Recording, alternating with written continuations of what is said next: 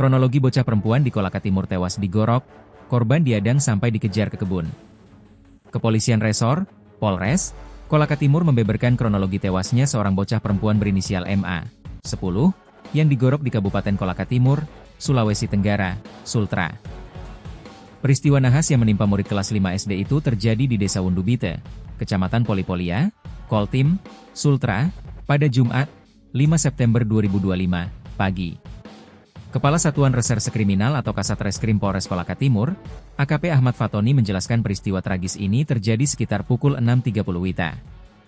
Saat itu, korban hendak pergi mengaji naik sepeda listrik bersama adiknya. Bocah tersebut berangkat mengaji pada pagi hari untuk mengisi waktu liburnya. Jumat, 5 September 2025, merupakan hari libur nasional memperingati Maulid Nabi Muhammad SAW 1447 Hijriah. Dia berangkat dari rumahnya ke lokasi tempatnya mengaji di desa yang sama yakni Desa Wundubite. Desa ini berjarak sekitar 38,2 km, km. Dari kantor Bupati Kolaka Timur, Koltim, berdasarkan aplikasi Google Maps. Pusat pemerintahan sekaligus pusat kota Kabupaten Koltim ini berada di Jalan Poros Kolaka Kendari, Desa Lalingato Kecamatan Tirawuta. Jarak kabupaten ini ke Kota Kendari, ibu kota Sulawesi Tenggara, sekitar 112 km, km, dengan waktu tempuh berkendara 2-3 jam. Korban kemudian didatangi pelaku, ditarik ke arah kebun coklat, lalu dilukai menggunakan benda tajam, ujar AKP Ahmad Fatoni.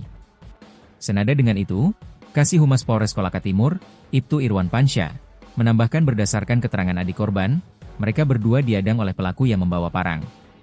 Saat diadang, korban lari ke dalam kebun, namun pelaku mengejar dan menebas lehernya, katanya. Sementara adik korban, W, berhasil melarikan diri dan meminta pertolongan di tempat mengajinya. Warga yang mendengar laporan tersebut segera menuju lokasi kejadian dan menemukan MA sudah bersimbah darah dengan luka gorok di leher. Meskipun sempat dilarikan ke RSUD Ladongi, nyawa korban tidak dapat diselamatkan.